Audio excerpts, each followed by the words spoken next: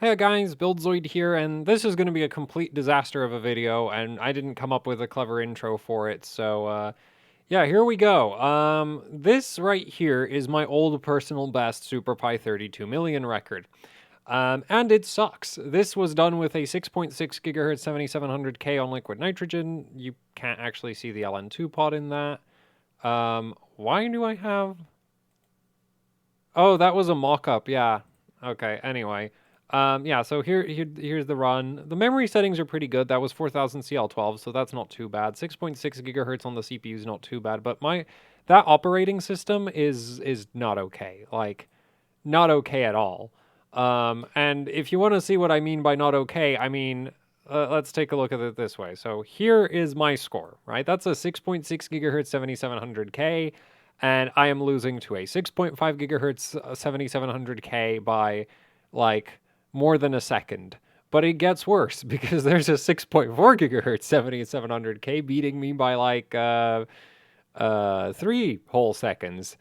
But that's not the end of it. There's a 6.5 there, yeah, and it continues. That's why this was originally on this page. Yeah, so basically, there's like I actually wonder what memory settings this guy was running. Yeah, he's running like basically the same memory settings I am with less uncore clock, and he's just completely demolishing my score because he's not being a pleb and he's running it on Windows XP like you're supposed to do. But and whereas I ran it on Windows 10 like you do when you suck. So yeah. But anyway, so my old SuperPi 32 million score is really bad. It's so bad, in fact, that between the massive improvement in performance that 11th gen offers for SuperPi 32 million and me getting slightly less plebby at running it, I mean, I still ran it on Windows 10. Don't get me wrong. I'm not gonna I'm still not on the level of trying to figure out how to get Windows XP to work on a modern motherboard. Though on the Tachyon, it really shouldn't be that hard. I've just not looked into it, and I don't want to. But yeah, it's still on Windows 10, but I have learned how to do probably the biggest tweak for SuperPi there is that doesn't involve using Windows XP. Though apparently it does work better if you do use Windows XP. Anyway, so I absolutely smashed that old 6.6 gigahertz 7700K with a 5.55 gigahertz 11900K on air cooling. And actually, like, why are we looking at the photos, like the photos from there? Like the whole reason. Oh, I'm really good at videos. Anyway, so 4 minutes, 41 seconds, 159 milliseconds. Currently, this is the fastest air-cooled SuperPi in the world. And honestly, it should be very doable to beat this by, yeah, well, if we set this to air cooling only. I think a lot of people who might have run air cooling might be under the stock ranking, or they might have not even bothered to mention what cooling they used, which is fair enough. Anyway, let's go to the very beginning. Yeah, so there's me, right? Way ahead of everybody else, mostly because 11900K is incredibly OP. I'm surprised that 11700, that's...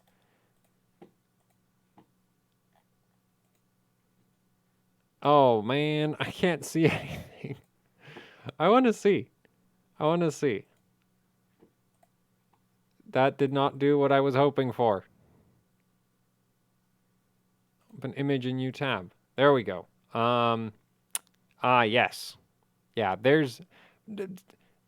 No! Why is your Uncore at 3 points? Oh, he has power savings still running. But, yeah, well, he probably has, like, major timing problems, because at 5.3 gigahertz, you shouldn't be doing 5 minutes, 22 seconds. Like, yeah, you really shouldn't be doing 5 minutes, 22 seconds.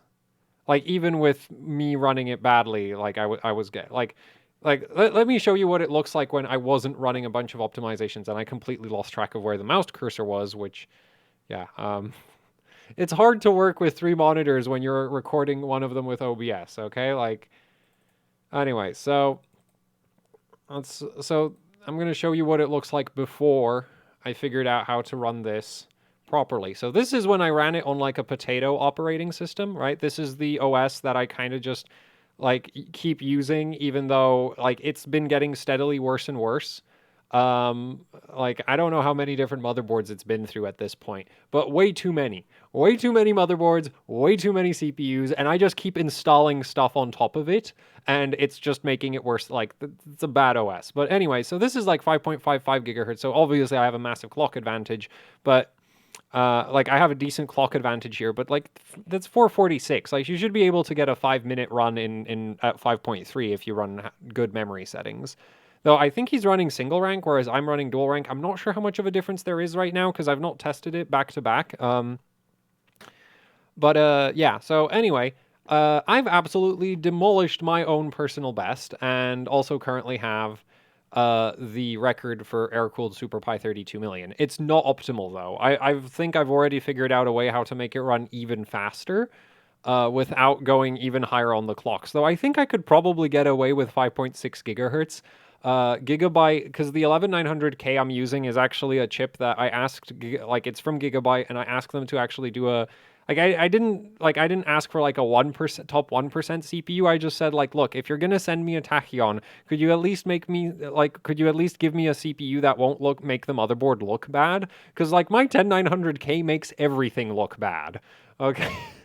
Right? Like the 10900K I have just makes every motherboard look terrible because it's so like it technically it's an SP63 chip, but on ambient cooling it can't do 5.3 gigahertz in a bench no matter what you do. So um yeah, like that chip's just like if you want to make a motherboard look bad, you run it with my 10900K and it's like there. And it's not even the worst 10900K ever, but like it's not great. And so I did ask Gigabyte that they send me something a bit better. I don't know how many like what that ended up being in terms of like bin quality.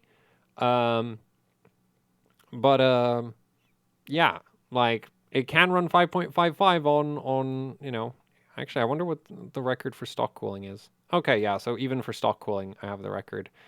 There's an LN2 run under the stock ranking. Of course there is, but I beat that too, so I don't care. Actually, what's water cooling I unfortunately don't have because yeah, with water cooling and also I think what? Should be a better run up here. Yeah, so that's like a good 5.3 run, 453. I think there's some chilled runs as well that are pretty high up. 513 on a 9900 KS. We have too many. Well, to be fair, chilled water cooling is like that could potentially be as low as like minus 20 degrees Celsius before. Like at that point, it's not really. You're not running like it's not just water. You're running water with some kind of antifreeze additive. But yeah, you like that's when you start hitting the like that like you can get water chillers that are on par with like weak phase change setups. So yeah, chilled water cooling does sort of need its own category, but stock air cooling and H2O and AIO for especially something like SuperPi, which is a single threaded benchmark, which is why I can get away with like insane voltages on air cooling. We'll get to that. I having a bunch of different ambient categories doesn't really make much of a difference. Like AIO, H2O, and air cooling should be mostly comparable. In fact, I should be like I could probably get my CPU to run a bit cooler if I wasn't running it on the air cooler, but I'm too lazy to like mount up the water cooler and everything. So yeah, that's the main reason I've recently gotten the air cooler I have right now. It's super easy to like gravity mount, and it doesn't slide off the CPU, unlike what you normally run into with gravity mount. So anyway, yeah, currently I have the fastest like non chilled you know, SuperPi 32 million run. I do plan to run the 11900K on sub-zero cooling, probably liquid nitrogen, just because for me it's more cost effective than dry ice, funnily enough. Um, but yeah, so let's take a look at the actual setup that I ran, right? I think at this point, like if you want to keep looking at scores and you know you can go do that yourself. Let's take a look at the setup. So here is the setup. The cooler is a Zalman CNPS 9900 Max. I think I'll probably do a video about why I've like recently acquired this cooler because yeah, I do rather like it. And I do have a 2,500 RPM cooler master fan in it, so it does get loud, but that's just fine, because the thing is, this thing moves so much air that it actually does a decent job of cooling the first memory stick with just like the air that it pulls into the cooler. And yeah, like it does a great job. I'll do a video dedicated to like this cooler setup probably eventually. It'll probably be relatively short. There's not that much to talk about. We have this fan for cooling the other memory stick because unfortunately, like, you know, this pulls around the first stick, but the second one doesn't quite get so much airflow. Also, the memory VRM's right here, so that gets a little bit warm, and it's just like with Samsung BDI, if you're going to be running it at the very limits of its stability, like at the limit, you kind of want to keep it as close to like, well, it depends on the sticks. Some sticks will actually run better if you get them sub-zero, but for the most part, like you do really want to run them at least as close to room temperature as possible, if not colder. So considering that I'm using air cooling, yeah, we're going for minimum air temp, like, you know, ideally I want the sticks as close to air temperature as possible. So we do have the fan over here to blow more air onto the memory sticks. The board is the Gigabyte Z590 Aorus Tachyon. Huge thanks to Gigabyte for providing this board. This thing's amazing. It's so nice to work with. And then the memory sticks are two Corsair Dominator Platinum contrast sticks, 3466 CL16, which would normally, like, for any other manufacturer, that would be like Hynix CJR, but Corsair put Samsung BDI in it. Anyway, yeah, so dual rank Samsung BDI, each stick is 16 gigs. Yeah, that's it. So I guess let's take a look at the BIOS settings. Power this on.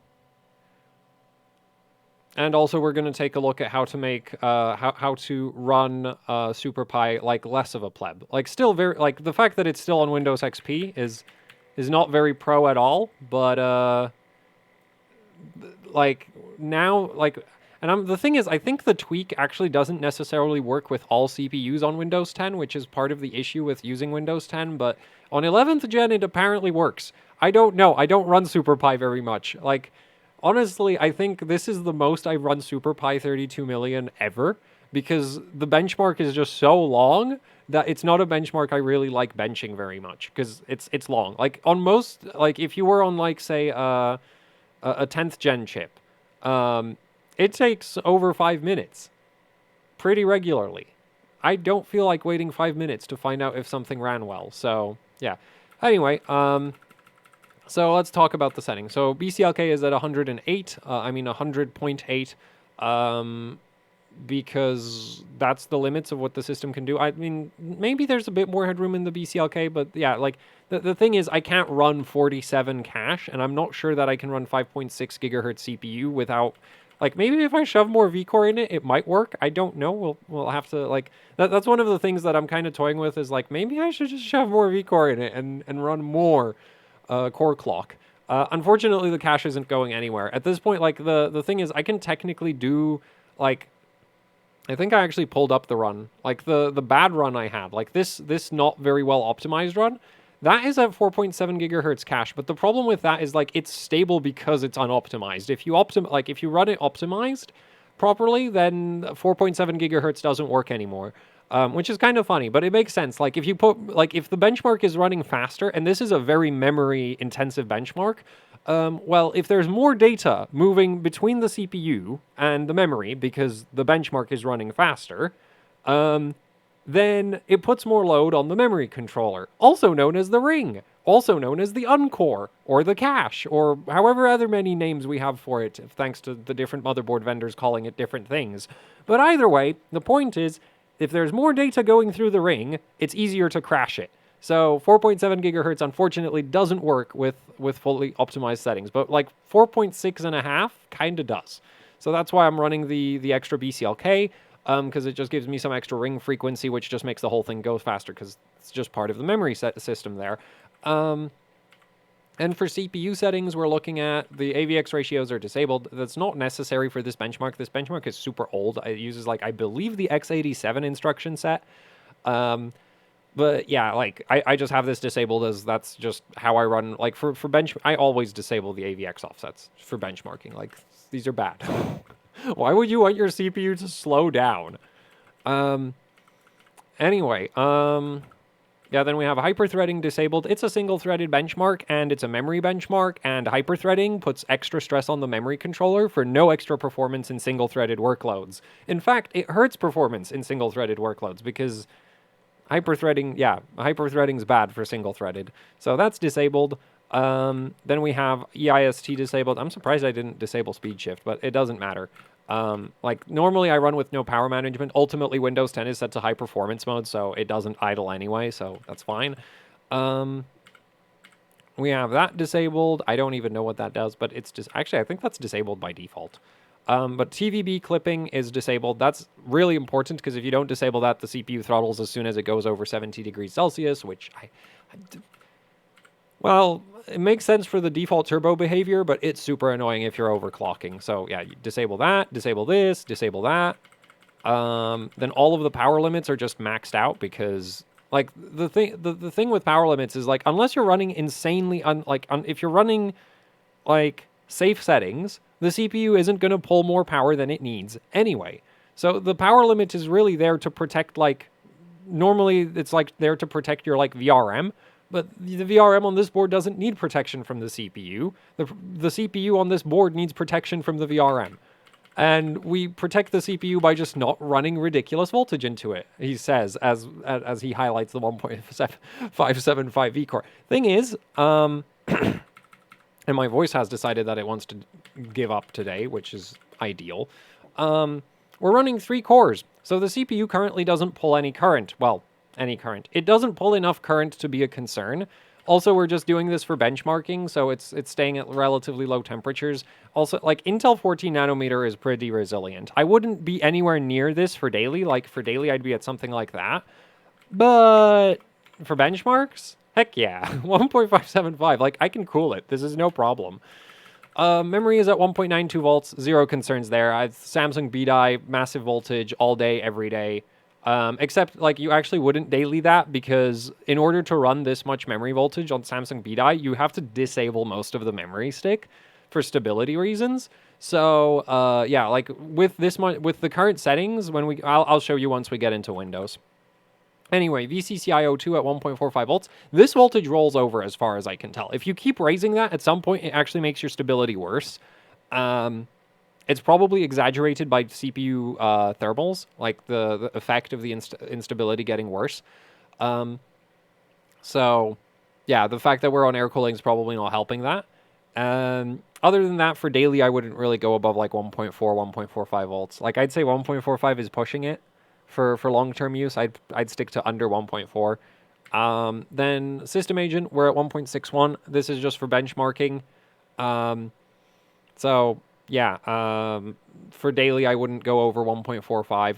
Really, you'd want to... ideally, you'd like 1.45 is like very much is like on the high side of that. I'd say 1.4 is probably a better idea.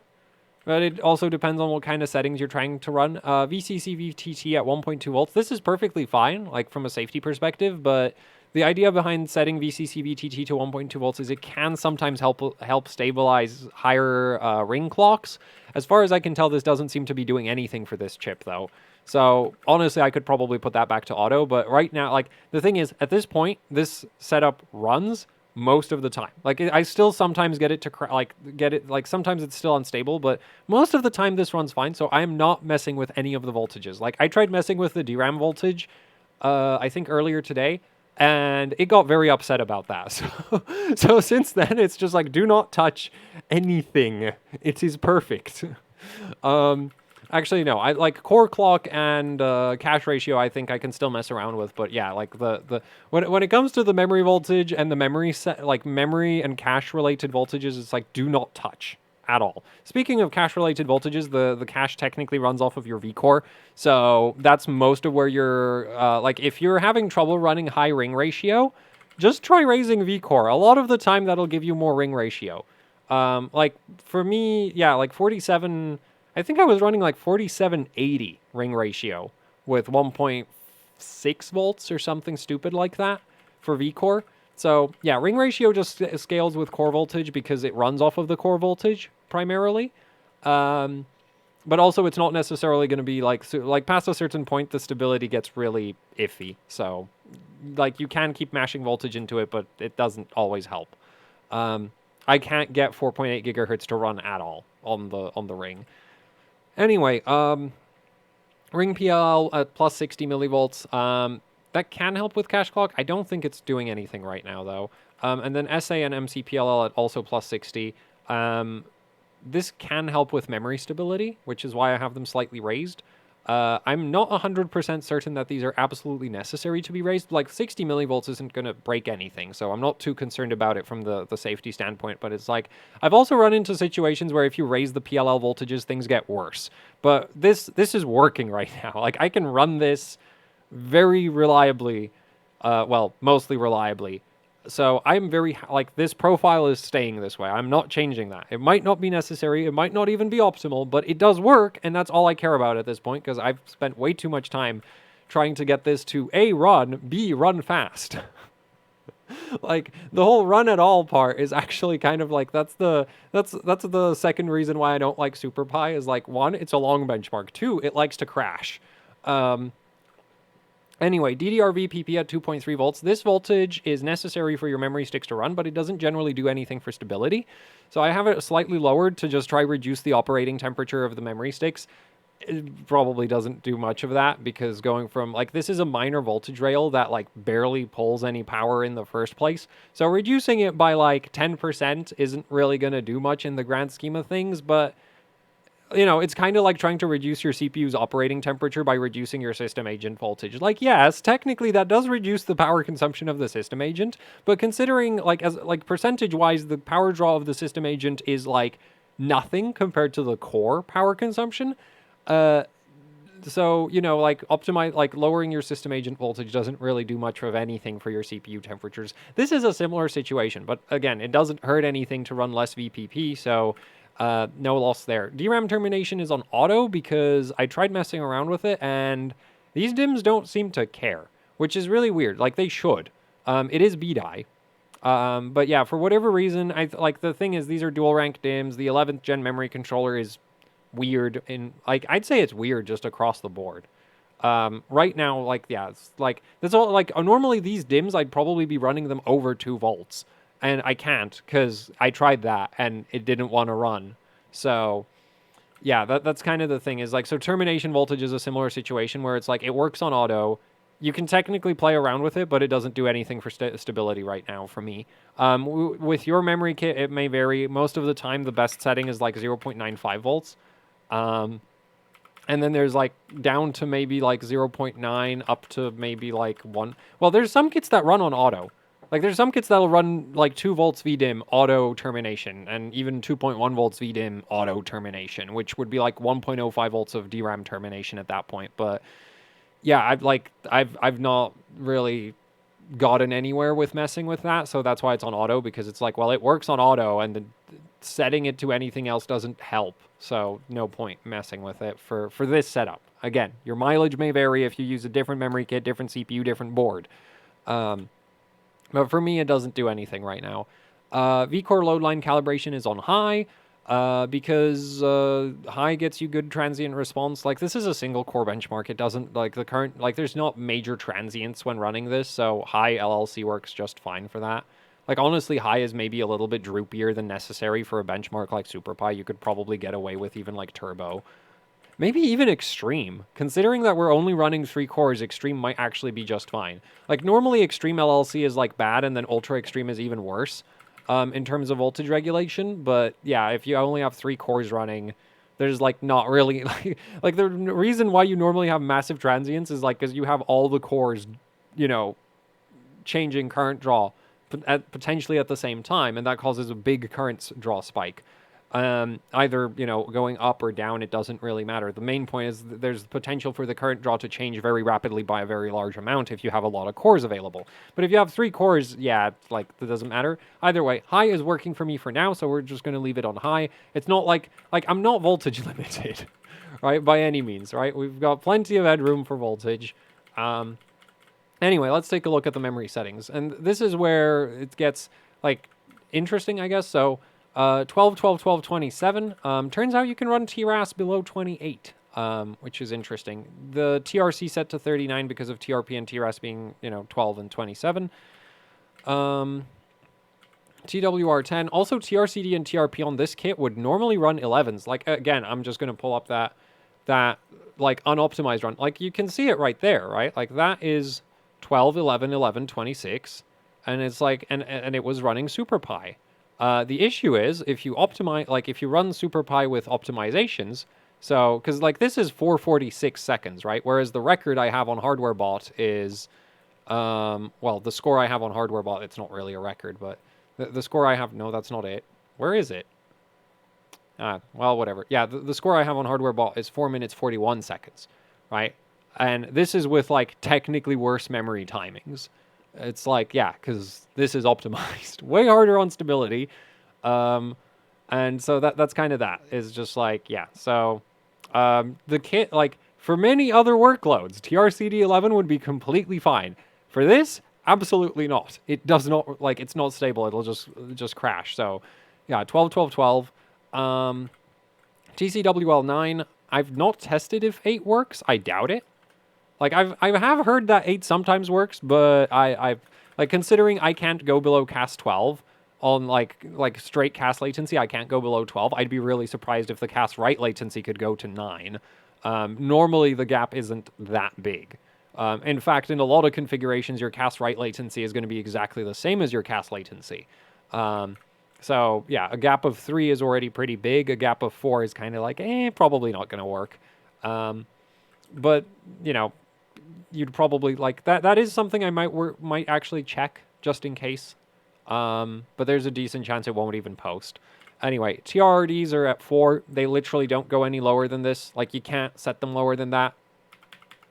Well, you can, but that's like, it doesn't work. Some BIOSes will stop you from trying to set them below this, but Gigabytes doesn't. But like, that's not supported. Like, the memory controller does not support a TRRD lower than 4. So if you set it lower than that, it won't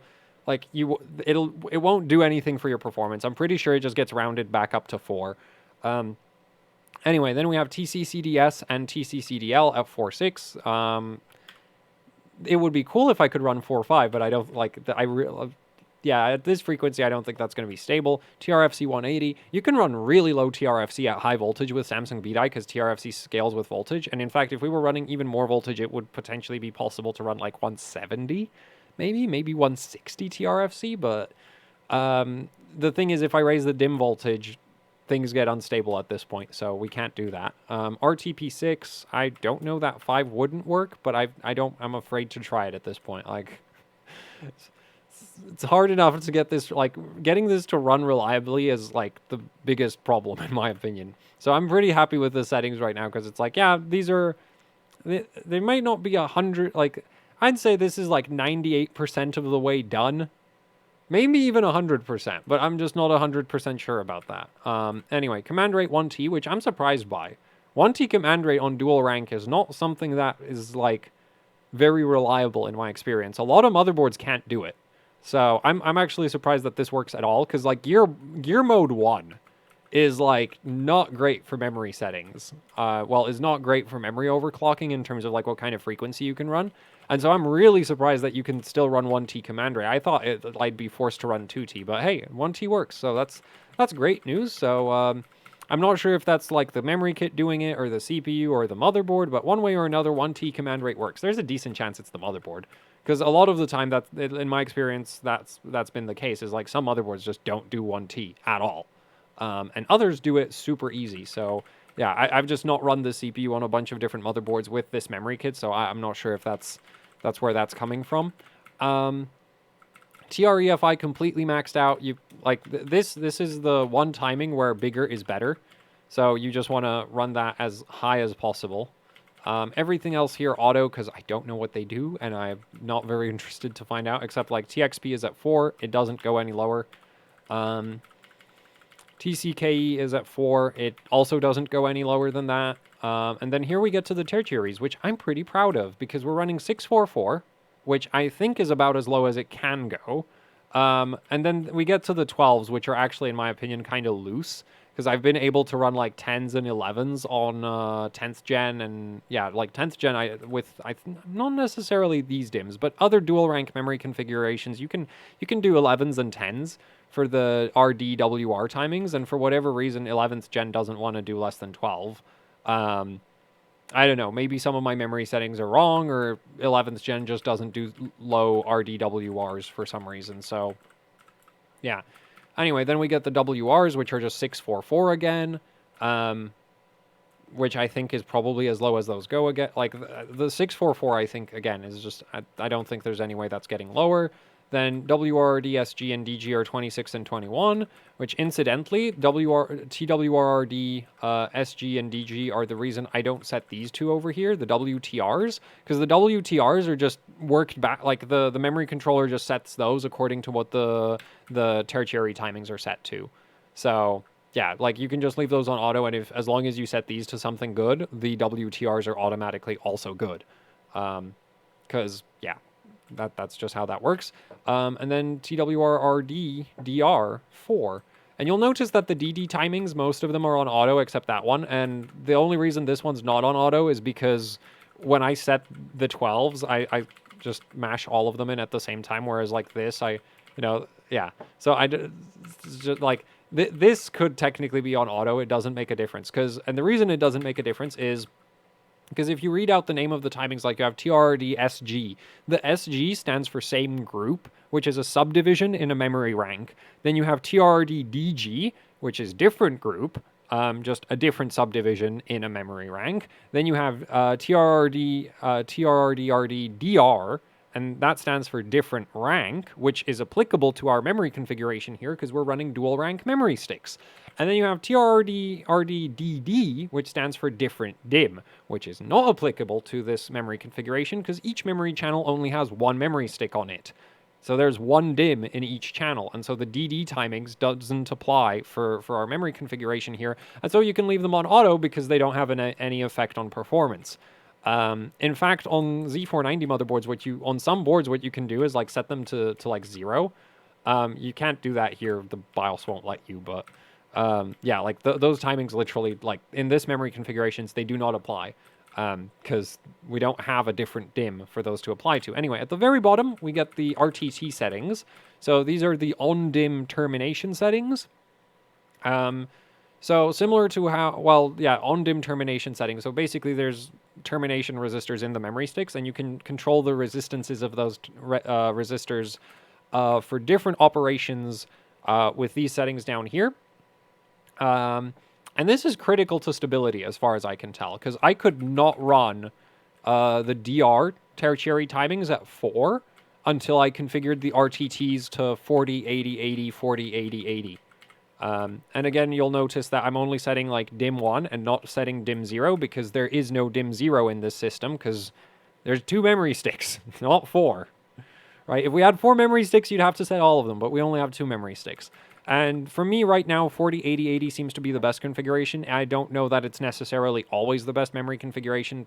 Theoretically, it should depend on like what motherboard you're running, what CPU you're running. 10th gen, I think, actually prefers lower RTTs than 11th gen as far, like, again, not the world's best memory overclocker, so don't take my word for it, but that is something I've noticed that on like the 10900K, admittedly at much higher memory frequency, I was running like 20, 40, 40, and then I took those 20, 40, 40 settings to my 11900K, didn't work, which is why we're now at 40, 80, 80, and 40, 80, 80 does work really well, so, or at least about like, this seems to work great so far.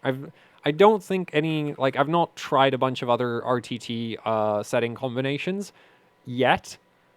I don't know if I will, because that's a lot of settings. Like, a lot of settings. Also, I kind of suspect that a big part of the reason, like, a big part of why this currently works right now, as well as it does, is because the park and the write timing, write terminations are the same, and you literally can't set them to, like, more than 100, like, yeah, so they're kind of range limited on those, so I'm not sure. Like, that's something I might have to experiment with more. I'm not sure that I will, unless I need to get my score even better. I don't know. Maybe if I get really bored someday, I'll spend like a few hours plus playing with RTTs. Um, the cool thing about the Tachyon and Gigabyte, technically Gigabyte has this feature also on the Z590 Master and the Ultra. I've not yet tried it on the Master. I have heard from somebody else with an Ultra that it works great for them. But on the Tachyon, we have this button over here called Limp Mode. So basically that's safe boot. So if you screw up any memory settings, you can just immediately get back into the BIOS and fix them. And that's most of the reason why I've like actually dialed in the settings this much and why I even bothered changing the RTTs. Because on most motherboards, if you set your RTTs wrong, like recovering from that takes forever, and I'm lazy. So it's like but with limp mode, you can punch in random settings. If they don't work, you can hit limp mode and try again. And it's so much faster than having a motherboard without a safe boot button like that. The other vendors have similar functionality, though I think Gigabyte's might be the fastest. Or MSI, like I think MSI and Gigabyte are like tied for having the fastest limp mode, like safe boot implementation. The Asus one likes to pull up a splash screen about how you're now in safe boot, which is like, how else would I get there if I didn't press the bloody button? It's like, so yeah, whereas Gigabytes literally just kicks you straight to the BIOS, which I don't know. Like, I don't think it saves you that much time, but I appreciate it. Like, the board not telling you something you should already know. It's like, I mean, did I press the button or not? Anyway, so yeah, that's the memory settings. And that's what's been working for me so far with dual rank. I don't know if dual rank is necessarily the fastest for SuperPi, because SuperPi, at least on 11th gen, seems to be primarily memory latency bound, and dual rank mostly helps with bandwidth, not latency. So theoretically, it might be better to run single rank with like even tighter timings, or it might just be possible to run tighter timings on single rank because there's less load on the memory controller, because of course dual rank is hard on the memory controller. But yeah, I've not tested that yet. So far, I've just been messing with dual rank, and I'm very happy with the settings that I've achieved so far, and that's kind of the end of the story here with the memory settings. So yeah, also yeah, like I'll probably keep improving that SuperPi 32 million score further at ambient, and then I don't know, like I guess I should figure out if dual rank or single rank is best first, and then run it on liquid nitrogen. Because like trying to figure out which rank configuration is best on LN2 seems like a really great way to waste a bunch of LN2. But anyway, yeah. So that's sort of all the overclock settings. Also, if you don't like the tweaker tab, you can technically use the insert button to add like any setting in the BIOS anywhere to the favorites tab, right? So I just added PCIe frequency, which that is I just realized I don't think I've ever messed with the PCIe frequency setting. Anyway,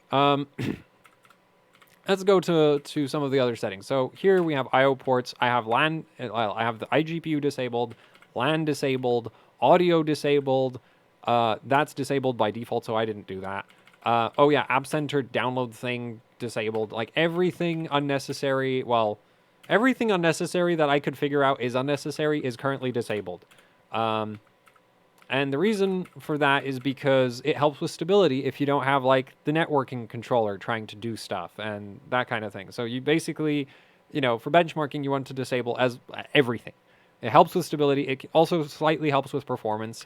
Also in miscellaneous, I have 3D Mark 01 enhancement enabled. I'm not sure if that's actually helpful for SuperPi 32 million. It doesn't seem to hurt anything, so that's just turned on because, as the tooltip says, it's an enhancement for legacy benchmarks, and SuperPi 32 million is very, very old.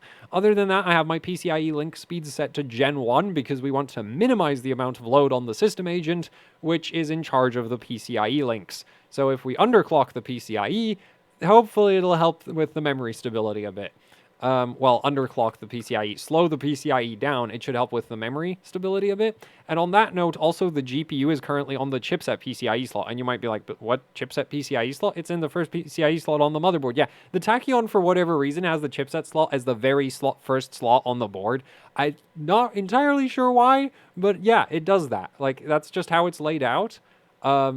And so right now we're running the GPU through the chipset. Again, to just try minimize the amount of load on the the system agent, because like the system agent always has to talk to the chipset. It doesn't always have to talk to a GPU, so it's not, so I have it configured so I don't have the GPU plugged into it so that it can't talk to the GPU. Like it talks to the GPU through the chipset, which like it would, like it always talks to the chipset. So I think that should be slightly lighter on the stability side of things. So anyway, that's my settings. We're not going to save anything because I don't want anything to actually change, because I like this profile works, and this video is now 40 minutes. Oh well.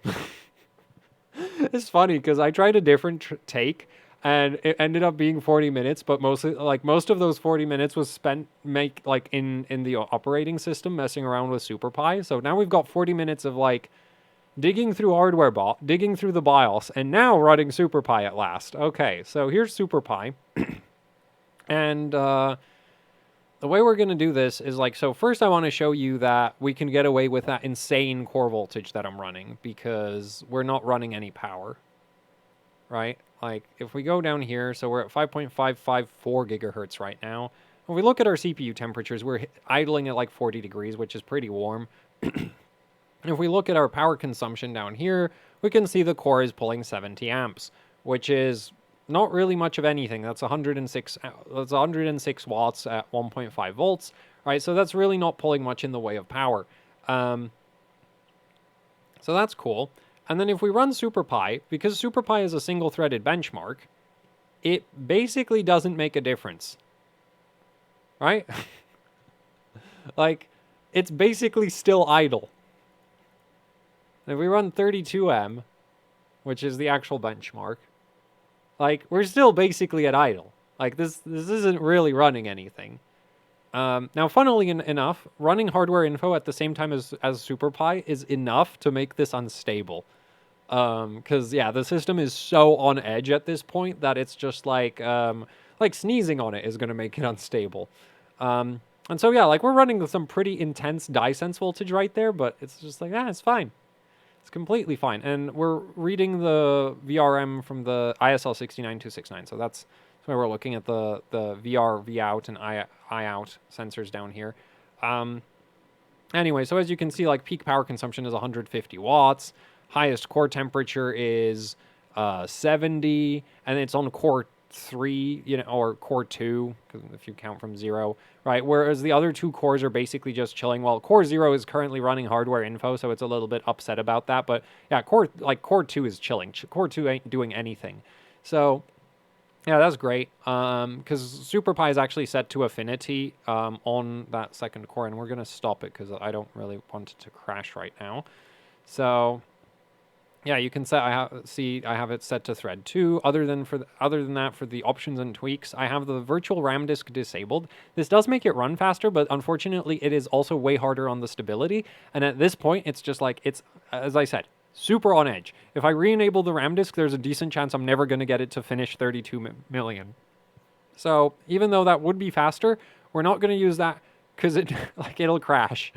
So that's kind of that. If I could get it stable and run with, if I could get it stable enough to run with RAM disk and and also keep like reasonably good memory settings, it might beat my current best score. But that's like, yeah, like the reason this is like a really popular benchmark with a lot of people on HardwareBot is because there's a lot of weird software stuff you can do to it, like the RAM disk thing. Right, which is like, yeah, it's faster then. It's also less stable, so you have to like retune the whole bench. Like you basically have to retune it for different levels of tweakedness of the BIOS. Man, I'm making up words on a roll today. Large process memory, I have it enabled. This seems to help a little bit. I'm not sure if it's supposed to, but it does seem to help. Then auto minimize is disabled. We don't need that. This is also disabled because we don't need that. Other than that, I have the priority set to real time, and actually Benchmate, when you install it, will set the priority on like by default to real time, which you want to do because that makes it run faster. So anyway, yeah, we run it on core 3. With the core selection, you actually, well, I think running it on core 0 is always going to be slower because I think the OS, well, I'm not sure if the OS is going to get off of core 0 if you set the affinity to it. I've not tested that, but like, most of the guides I've read for SuperPi are always like you use core 1 or like core 2 or like one of the other cores than core 0. Core 0 is normally busy doing other stuff. So you don't really want to be running SuperPi on it, but I'm not 100% certain on that, and I've not tested it. Anyway, so yeah, so single-threaded benchmark, so we can get away with crazy voltages. Most of the core is disabled, so the chip doesn't really run very hot. And here we get to the thing that makes SuperPi run way faster. And there's technically a version 1.06 of this utility, but I can't find the download for it.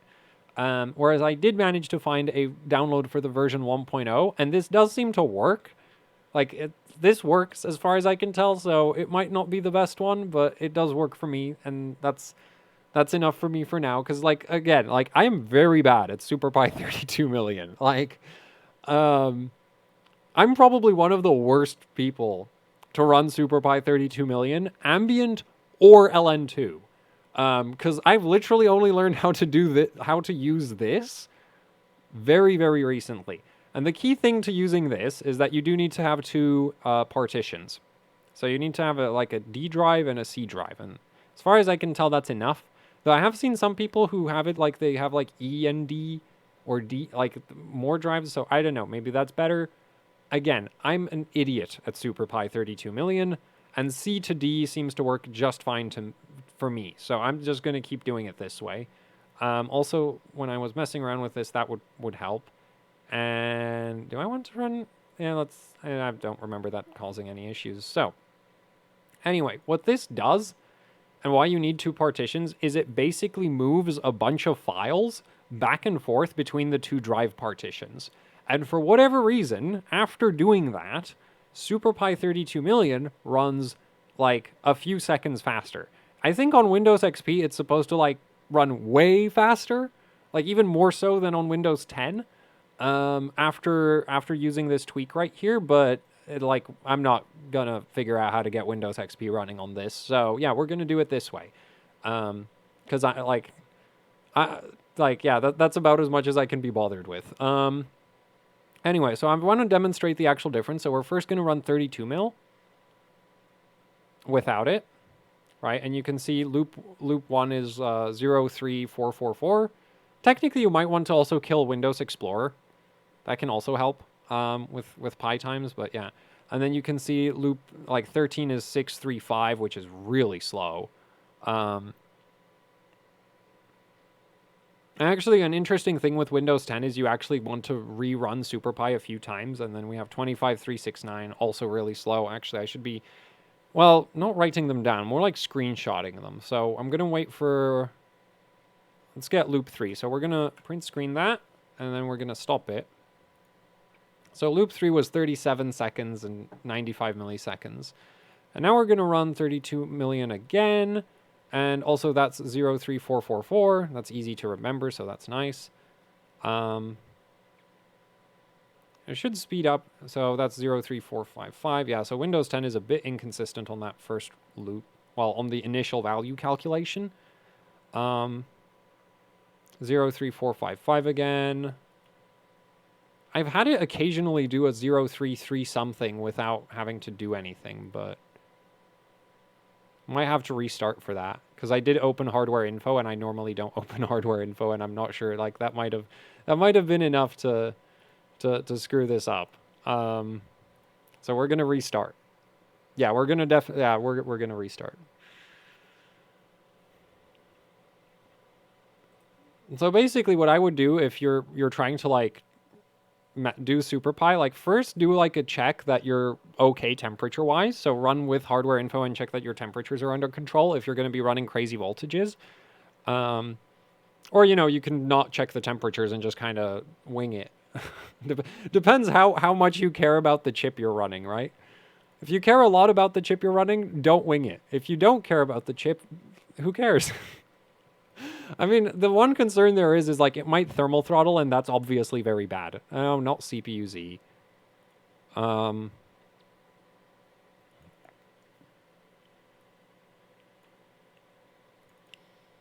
So anyway, we're gonna just fire off a 32M with like no extra stuff done.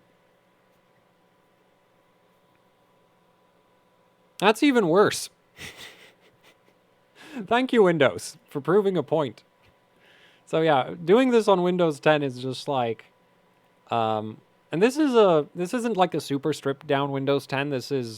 But it's not completely terrible.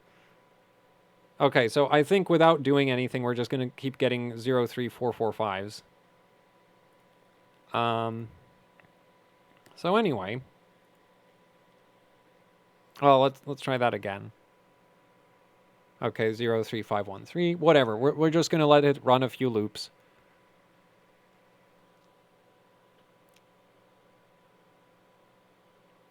It's even worse now. It's at 14 freaking seconds on loop 1. Oh man. Like I'm starting to wonder if like my memory settings are changed. Yeah, because this is ridiculously slow. So yeah, that's the thing with this benchmark is just like if you run it wrong, it runs wrong. Which is honestly like if you're a big like I'd say honestly I still think that's kind of obnoxious, but at this point I've gotten kind of good at well, I wouldn't say kind of good, but less terrible at it. So, you know, it's like yeah, whatever, you know, added complexity, I guess. So, yeah, so now we're at 38 seconds on freaking loop 3. So, that's awful. Um I do want to check my CPU settings.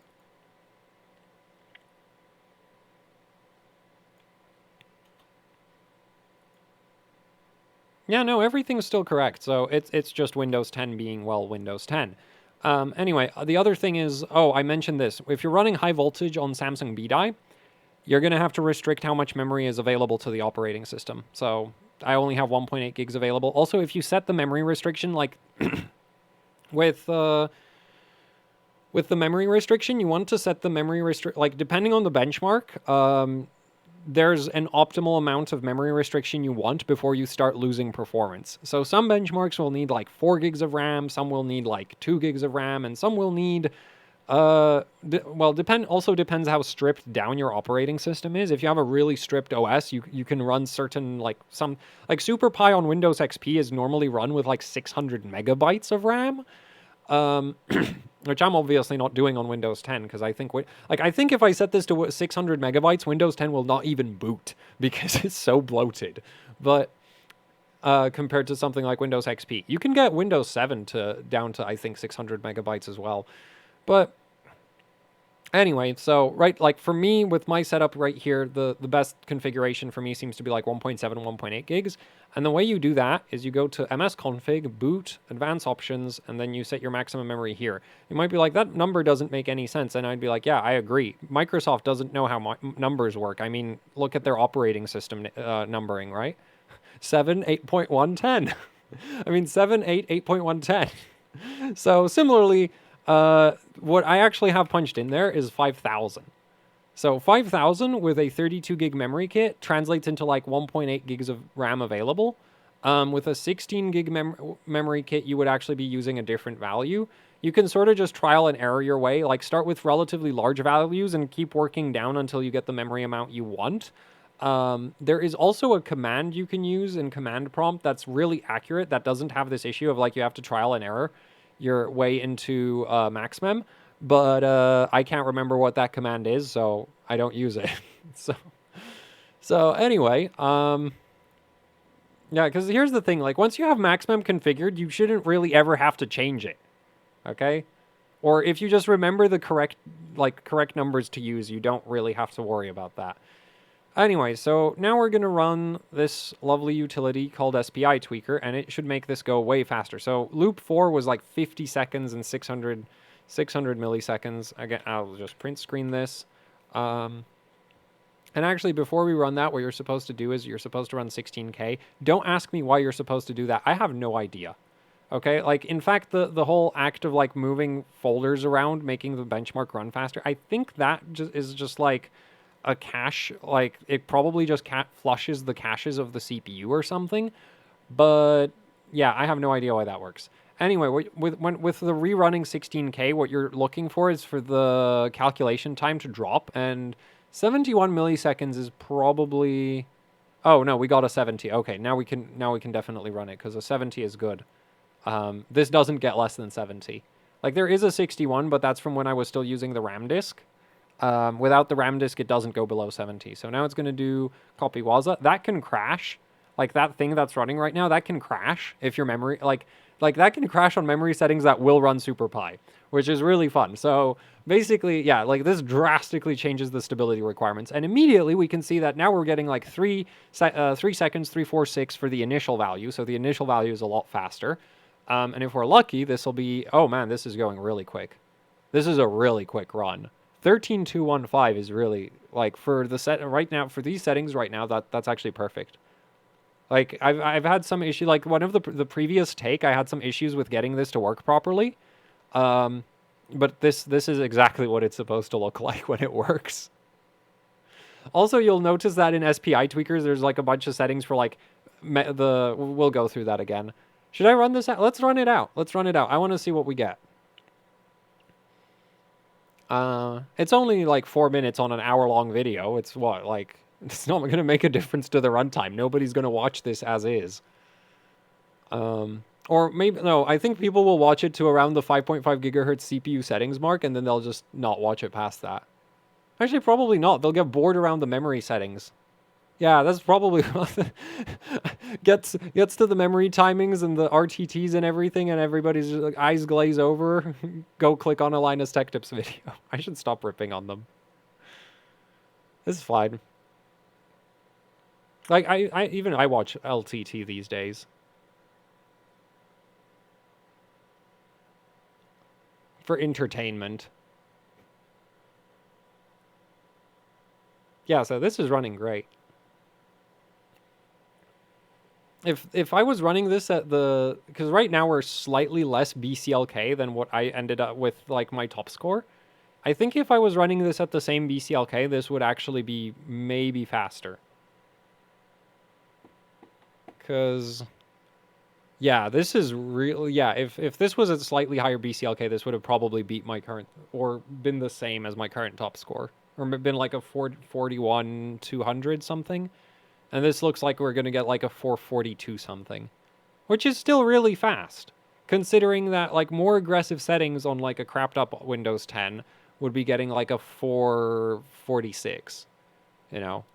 And actually that would be more like a 447 because that 446 was like with more BCLK than what we're running right now. So yeah, this is like the benchmark for people who just want to screw with their operating system all day instead of actually overclocking. Which is like fair, you know, fair enough. Like it's cool. Like it's nice to have variety in the benchmarks, right? If you want to really dumb, not even a benchmark kind of thing, go do CPU-Z validations. Like, the height of difficulty on CPU-Z is, like, figuring out which of your cores is best and then figuring out how to get that core to clock without the other ones, like, tripping it up. That's basically all CPU-Z validations are about.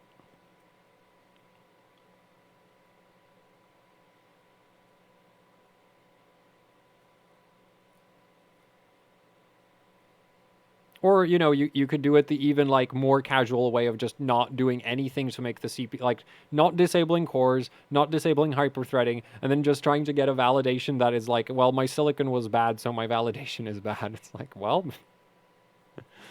yeah, there's one way to do it. So this is, like, probably one of the most tweakable benchmarks out there. I'm not really a big connoisseur of tweakable benchmarks, as you can probably tell from the fact that I'm running this on Windows 10.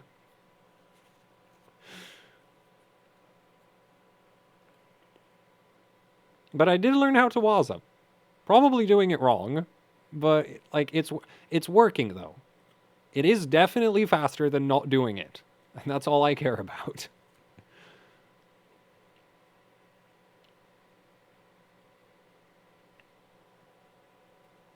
Yeah, this is only like 400 milliseconds behind on loop 22 compared to my personal best. My, like, new best. I really wonder if I could get the CPU to do 5.6. I think it's possible, because I could technically still cool, like, 1.62 volts. The main thing is, like, I'm also going to lose cache clock doing that, but I'm not sure that'll necessarily matter. Yeah, so that's that's a 441. I was not expecting to get a 441. So, yeah. And so you just get SPI tweaker. You have your two partitions. You let it copy files back and forth. Then you run SuperPi 32 million, and bam, you get a better score. It's magic. Literally. I have no idea why this would work. Um, but yeah, and apparently it works even better if you do it on Windows XP. And then Windows XP in and of itself is just faster to begin with. So if you know, like it stacks up. It's just like you get your fast operating system. Then you do this is known as copy Waza, which is why it says Waza settings. And also you can like fiddle around with how big it, like size in megabytes. I don't know what a good value is. Like the thing is like all of these different like settings for the Waza like are like pretty guarded secrets by people, and also they'll depend on like the operating system you're running. So yeah, like I've seen many guides about what copy waza is. They don't really show you how to do it most of the time, which is the part like the main reason I've never done it before was just like nobody like it's like the guides aren't very clear in my opinion. Um, Hopefully this is, even though it's at the end of an hour-long video, so I do apologize for that. I might just do a separate, like, how to do Waza, maybe. I don't know. Well, no, I think if I do a how to do Waza, I should probably do it on Windows XP. Um, so that, now it works. Like, the thing is, I've also heard it doesn't work with, like, older than 11th gen CPUs on Windows 10, so I don't know. I'll have to test that. Again, I don't run SuperPi 32 million very much. So this is like a whole new world to me. It's like, and that's why I don't know what like are good settings for this. This seems to work better than that for me right now, but yeah, like there's a lot of options, right? Like, I don't know, maybe this is going to make it even faster, or maybe this is going to be faster. I have no idea. Um, and then of course you can just like play with the memory amount, which, well, the size in megabytes, which, yeah. So there, and that's how I absolutely demolished my extremely inefficient 6.6 gigahertz SuperPi 32 million from back in the day. Right? And also, this was actually using different Waza settings. This was using 800 megabytes with 1024 kilobyte files. So also, if you rerun it a bunch of times, like with 32 million, you can actually get better times on Windows 10 by just rerunning it like 3 or 4 times. You do have to do more Wazas in between runs, as far as I can tell, because it seems to wear off all over time, but I'm not sure how, like, quickly it wears off. Again, I'm really bad at 32 million. It's like, so, yeah, I can't imagine my score lasting very, very long at this point. Like, I think it's just a matter of time before other, like, serious ambient overclockers get their hands on 11th gen chips and just absolutely demolish my score because, yeah, I'm not good at this. But for now, I'm the best like ambient cooled 11 like ambient cooled SuperPi 32 million run. So, yay me. Also, huge thank you to Gigabyte for providing the board and the CPU. The board's amazing to work with. This board is so nice to work with. So yeah, that's it for the video. So I guess thanks for watching. Like, share, subscribe, leave any comments, questions, suggestions down in the comment section below. If you'd like to support what I do here with the channel, I have a Patreon. There's a link to that down in the description below. Patreon. There's also the AHOC Teespring store where you can pick up shirts, stickers, posters, you know, the usual YouTuber merch. Both of those help out immensely with running the channel, so it would be much appreciated if you checked out either the Patreon or the Teespring, or both. I mean, you know, whatever you want to do. And yeah, that's it for the video. Thank you for watching, and goodbye.